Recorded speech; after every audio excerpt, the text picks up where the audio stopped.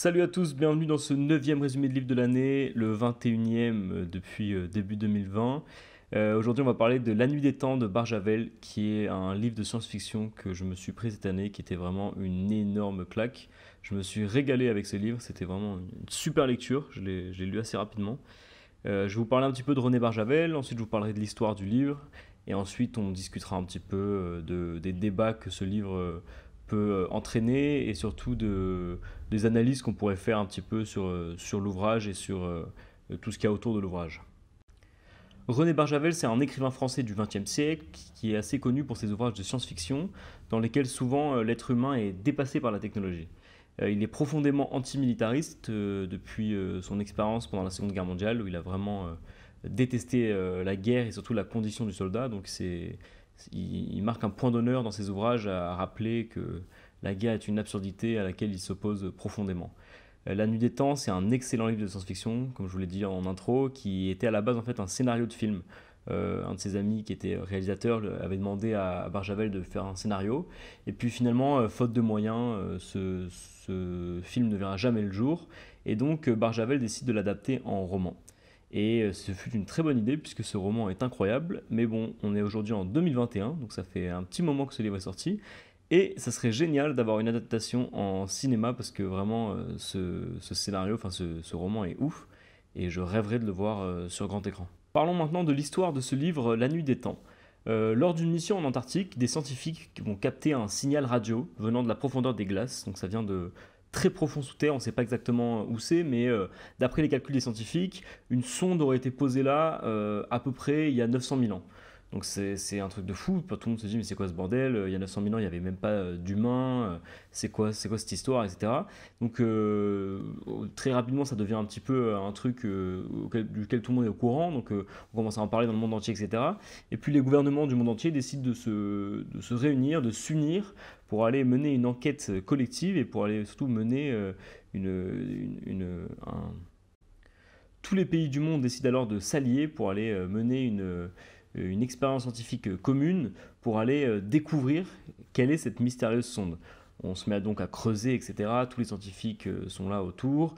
Pendant un long moment, on arrive plusieurs kilomètres sous la glace, et puis on découvre alors là des ruines en fait d'une civilisation disparue. Il y a effectivement 900 000 ans. Donc là, c'est un truc de fou qui se passe. Tout ça, c'est filmé. Tout le monde, toute l'opinion publique, etc., est un peu fasciné par cette histoire-là et tout. Et puis là, on découvre une espèce de d'œuf en or. Et dans cet œuf, on découvre deux corps, un homme et une femme, congelés dans des blocs d'hélium avec un masque en or sur le visage. Alors là, c'est emballement médiatique de partout. C'est quoi ce bordel? On a trouvé des rescapés d'une civilisation qui était très développée, puisqu'ils ont réussi à congeler des corps, et qui plus est, il y a 900 000 ans, alors qu'on pensait qu'il n'y avait pas d'humanité à ce moment-là. C'est vraiment un truc de fou et tout. Et puis les scientifiques décident alors de réveiller ces deux personnes, donc il y a un homme et une femme, et ils décident de commencer par la femme. Celle-ci se réveille, donc les scientifiques arrivent à la réveiller, arrivent à la réanimer, etc. Et ils cherchent alors à communiquer avec elle, puisqu'on se rend compte qu'elle n'a pas du tout le même langage que nous. Et on comprend absolument rien à ce qu'elle essaie d'expliquer, et puis elle ne comprend absolument rien à ce qu'on dit. Donc la seule chose qu'on comprend, c'est qu'elle s'appelle Eléa. Et donc les scientifiques essayent de lui donner à manger, mais elle vomit tout ce qu'on lui donne parce que son système digestif n'est pas du tout adapté à la nourriture d'aujourd'hui. Et grâce à une machine assez développée des scientifiques de notre époque à nous, enfin de l'époque de Barjavel, ils arrivent à communiquer, à commencer à communiquer, parce que cette machine-là en fait peut apprendre une langue en analysant de nombreux mots, etc. Et puis toutes les phrases que Eléa va dire, cette machine-là analyse tout ça. Plus, je crois qu'il y a un dictionnaire ou un truc du genre, ou des livres, ou des documents audio, je sais plus exactement, mais de cette civilisation-là qui sont avec Eléa. Et donc, en analysant tout ça, la machine commence à comprendre, et donc peut traduire partiellement ce que dit Eléa. Donc, grâce à cette machine-là, on arrive à communiquer avec Eléa. Et Eléa commence à expliquer en fait d'où elle vient, commence à expliquer comment utiliser les machines de sa civilisation qui étaient avec elle dans cet œuf, notamment une des machines qui lui permet de se nourrir. Donc cette machine-là, Eléa la touche un petit peu, et il y a des espèces de petits cachets qui sortent. Et quand elle fait sortir ces petits cachets-là, il y a ces petits cachets, elle en mange un, et puis elle est tranquille pour un long moment. Elle a tous les apports qu'il lui faut en termes de bouffe, en termes de nutrition. Et ensuite, elle leur parle de sa civilisation, etc., et notamment de son peuple, les Gondawa, qui était donc une civilisation ancestrale qui vivait il y a 900 000 ans.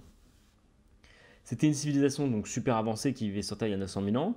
Eléa leur parle de l'homme congelé avec elle, qui s'appelle Koban, qui était le plus grand scientifique de son époque.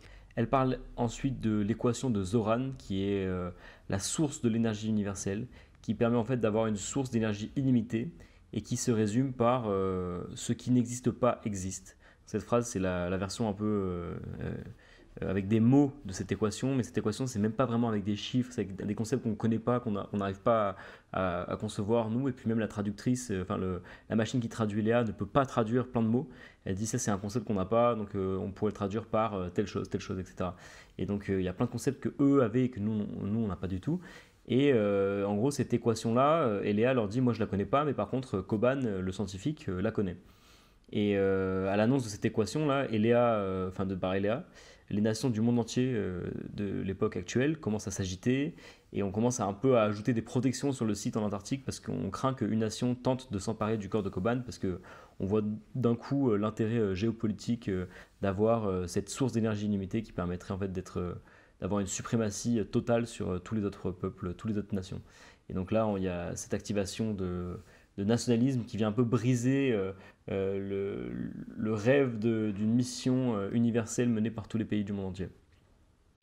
Grâce à une machine qui permet aux savants de voir dans la mémoire d'Eléa, c'est une machine qui date du coup des Gondawa, qui était dans l'œuf avec Eléa. Eléa commence à montrer en fait en images tout ce qu'elle a vécu, donc tous ses souvenirs, etc. Donc on apprend que les Gondawa étaient en guerre contre les Enisorai, une autre civilisation, une civilisation de l'époque, et que en fait Koban a décidé de se congeler avec la plus intelligente des Gondawa, la plus intelligente des femmes, pour recréer l'humanité en cas de destruction totale de la Terre. Et alors pourquoi est-ce qu'ils craignaient une destruction totale de la Terre? Parce qu'en fait les Enisorai étaient en grande supériorité numérique et avaient clairement pour objectif d'envahir le monde entier et puis de dominer le monde entier. Et donc les Gondawa, qui étaient vraiment une civilisation bien plus avancée technologiquement, avaient une arme surpuissante qui leur permettait de se débarrasser des Enisorai, mais également par ricochet de détruire complètement la Terre parce qu'il y avait très peu de chances que des humains sortent vivants de l'utilisation de cette arme massive. On apprend également que Eléa, elle, ne voulait pas du tout se faire congeler, parce qu'elle voulait mourir avec l'homme qu'elle aimait, Païkan. Mais en fait, comme elle avait été choisie par Koban, elle a été séparée de Païkan. Alors là, il y a tout un passage sur Païkan et puis sur la vie avec Païkan, etc.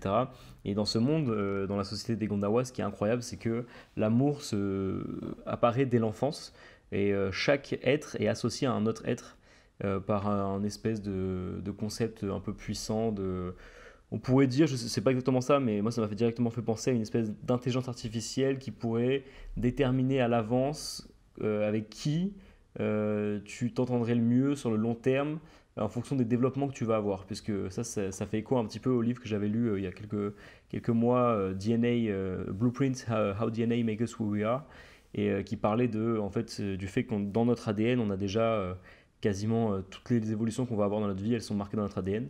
Et ben, il y a un peu cette idée-là cette machine-là, elle peut déterminer avec qui tu t'associerais le mieux en fonction de ton ADN. Donc ça, c'est assez incroyable. Je mélange un peu avec le livre que j'ai lu la dernière fois, mais voilà, c'est le concept de déterminer l'amour dès l'enfance et d'évoluer avec cette personne. Donc vraiment, elle est super attachée à Païkan. Et voilà, donc Païkan, elle a été séparée de Païkan parce qu'elle a été congelée pour survivre avec Koban, le scientifique. Finalement, une trahison dans l'équipe de recherche, plus des bombes installées sur le site après avoir récupéré des photos de l'équation de Zoran par une nation, on ne sait pas vraiment laquelle, font que la mission est compromise. À ce moment-là, on essaye de réveiller Koban en plus. Mais comme Koban s'était blessé au moment où il s'est fait congeler, il faut lui donner du sang, parce qu'en plus il est complètement défiguré, parce qu'en fait il a sûrement été brûlé avant de se congeler, donc on ne voit pas exactement son visage, on ne le reconnaît pas trop. Et en fait, pour les dons du sang, seule Eléa peut donner son sang, parce que les autres ont un sang tellement différent que ça ne marcherait pas. Au début elle refuse, parce qu'elle en fait, elle en veut à Koban de l'avoir congelé de force et de l'avoir séparé de Païkan. Puis finalement elle accepte, mais on se dit c'est bizarre qu'elle accepte et tout. Et en fait elle s'empoisonne. Et donc elle prend un cachet pour se tuer, donc pour contaminer son sang. Et ensuite, quand elle fait sa transfusion pour celui qu'on pense être Koban, elle le tue au passage parce que du coup son sang est empoisonné. Au moment où Eléa et celui qu'on croit être Koban du coup meurent, le docteur Simon, donc, qui est lui est secrètement tombé amoureux, enfin secrètement non, qui est complètement officiellement tombé amoureux d'Eléa, se rend compte qu'en fait c'était pas Koban, mais Paikhan qui était là, parce qu'en fait Paikhan avait réussi à tuer Koban juste avant la congélation et prendre sa place dans le congélateur. Donc en fait Eléa se retrouve à assassiner Paikhan et à mourir en même temps. Donc là c'est du Tristan et Iseult puissance 10 000. Et c'est un gros drame et tout. Et puis en plus, à ce moment-là, la station commence à exploser. Donc il faut absolument sortir. Tout le monde doit sortir. Parce que toutes les nations commencent à s'embrouiller. Parce qu'il y a eu une trahison, etc. Et que des gens veulent récupérer l'équation de Zoran. Donc c'est un bordel total. Puis finalement, tout le monde se barre. Cette mission fut un énorme fiasco. Et puis ils se sont retrouvés à. Enfin, les deux êtres datant d'il y a 900 000 ans sont morts. Donc sans récupérer rien du tout. Parce que l'équation de Zoran, on ne sait pas l'analyser. Bref, une galère de ouf. Ça c'est pour l'histoire, donc déjà l'histoire je la trouve super super cool et super originale. Et donc maintenant on va passer directement à l'analyse qui est très intéressante également. Alors le premier point de ce livre c'est que déjà il y a un énorme parallèle entre les Gondawa enfin les Gondawa contre les Inisorai et nous. Évidemment ce livre c'est une critique de notre société. C'est une critique, donc il faut savoir que ce livre a été publié en 1968, donc c'est contexte de guerre froide, donc on reconnaît forcément Gondawa et Nisorai, il y a un bloc est-ouest donc qui est assez évident, donc comparaison avec notre société moderne. Et puis tout au long du livre, en fait, il y a une comparaison sans cesse qui est faite entre la société actuelle et la société de l'époque. Il y a beaucoup de manifestations étudiantes du côté des Gondawa pour s'opposer à la guerre. Ça, c'est au même moment aux États-Unis, il y avait les étudiants qui se manifestaient aux États-Unis contre la guerre du Vietnam. Donc il y a encore un parallèle. Puis juste derrière, il y a eu mai 68. Donc c'est pas vraiment, c'était après le livre, mais bon, c'est quand même, c'est quand même, voilà, ça montre que c'était un truc de l'époque, quoi. C'était quelque chose qui était de l'époque de Barjavel. Et également, en fait, ce livre c'est une critique de la société, mais c'est aussi une critique un peu plus profonde du genre humain en lui-même, en général, qui semble toujours condamné à l'autodestruction. Donc ça, c'est fou de se dire que on est dans un climat de guerre froide où on se dit, waouh, il y a une course à l'armement, on est potentiellement en train d'assister à la fin de l'humanité parce que si les soviétiques attaquent ou si les États-Unis attaquent, on peut détruire l'espèce humaine. Et on se rend compte que dans ce climat-là, là, Barjavel nous raconte qu'il y a 900 000 ans, il y avait déjà des sociétés qui faisaient ça et qu'en fait, ils l'ont fait et qu'ils ont vraiment détruit l'humanité et que l'humanité s'est reconstruite derrière et qu'on est en train d'arriver à ce point-là de non-retour et qu'on est en train de répéter les mêmes erreurs qu'il y a 900 000 ans. Donc l'humanité serait vraiment condamnée à toujours s'auto-détruire. Ça, c'est vraiment puissant comme concept et ça fait vraiment réfléchir. Et il y a aussi ce truc-là de tour de Babel. Dans cet ouvrage, il y a une union de tous les pays, donc c'est magnifique au début, tous les pays communiquent entre eux grâce à une machine, donc c'est incroyable et tout. J'en ai pas parlé dans le résumé, mais il y a vraiment une machine qui permet en fait chacun a son oreillette, et quand une personne parle dans une langue, la machine traduit dans toutes les langues des autres scientifiques, et donc les scientifiques communiquent de manière très très fluide, et c'est super cool. Et puis à un moment, il y a une panne, à la fin, quand tout part en couille, il y a une panne d'électricité ou un truc du genre, la machine ne marche plus et en fait plus personne ne se comprend et donc là les gens commencent à s'embrouiller et tout et puis c'est exactement l'histoire de la tour de Babel et ça envoie le message que même avec toutes les technos du monde et compagnie, les hommes ne pourront jamais dépasser un certain stade de développement et que les hommes ne pourront jamais coopérer à l'infini parce qu'il y aura toujours ce problème qui est ancré en nous de volonté de se différencier, etc. Et qu'on n'arrivera jamais à unir l'humanité tout entière derrière un projet. Ce livre nous fait également penser au concept de l'amour, donc l'amour qui semble être un peu la chose qui réunit tous les humains de toutes les générations, de toutes les civilisations. Ça m'a vraiment fait penser à ça. Je me suis dit, waouh, il y a 900 000 ans, il y avait déjà des histoires d'amour à la Tristan et Iseult.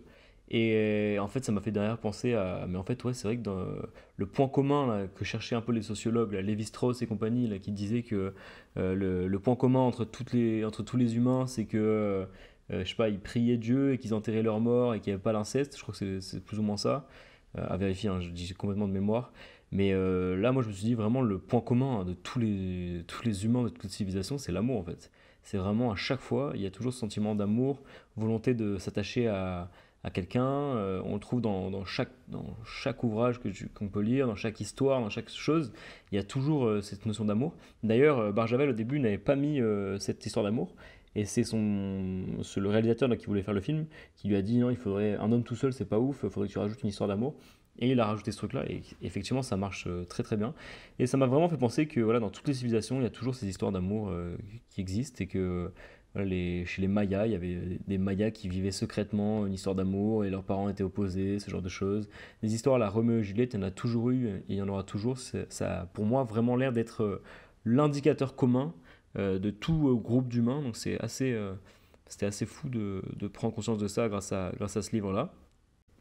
Et un dernier petit point, ça m'a vraiment fait penser aussi ça m'a vraiment fait réfléchir à l'humanité en général, sur le fait qu'en fait on est, bah, voilà, il y a cette notion-là d'être condamné toujours à l'autodestruction, mais je me suis vraiment demandé si on avait, voilà, l'équation de Zoran. Ça, c'est un truc de fou, l'équation de Zoran, c'est énergie à volonté et plus aucun problème pour nourrir la planète et compagnie. Donc en fait, on peut subvenir à tous les besoins de tous les humains. Qu'est-ce qui se passerait si on avait ça? Et quand tu essaies de réfléchir, moi je me dis, bon bah c'est bon, tout le monde peut vivre tranquille, donc tout le monde peut se développer intellectuellement, donc tout le monde peut vivre de ses rêves, mais c'est quoi les rêves des gens? Puis derrière on détruirait la planète parce on ferait que des activités. Et en fait tu commences à réfléchir à tout, donc on enlève la notion de travail, on enlève la notion d'argent, on enlève la notion de capital. Enfin, c'est fou. Mais qu'est-ce que ça ferait dans la société vraiment? Ça c'est une question de fou. Et une question qui est ouverte, donc je vous laisse, si vous avez écouté ce résumé-là, je ne sais pas si je le partagerai beaucoup, mais si vous avez écouté ce résumé-là, n'hésitez pas à me répondre dans les commentaires sur voilà, si on avait l'équation de Zoran, énergie à volonté, plus aucun problème pour n'importe quel humain, qu'est-ce qu'on ferait et qu'est-ce que notre société deviendrait? Merci beaucoup d'avoir écouté ce résumé si vous l'avez écouté. Voilà, moi je fais ces petits résumés-là principalement pour me rappeler des livres que je lis, mais si ça peut également donner envie à d'autres personnes de lire ce livre ou d'avoir des pistes de réflexion sur un livre, bah, c'est super cool. Et si vous pouvez vous aussi m'apporter des choses, n'hésitez vraiment pas, j'adore discuter des livres que je lis, donc les commentaires c'est fait pour ça. N'hésitez pas à mettre un petit commentaire. On se retrouve bientôt pour un prochain résumé de livre. Allez, ciao ciao.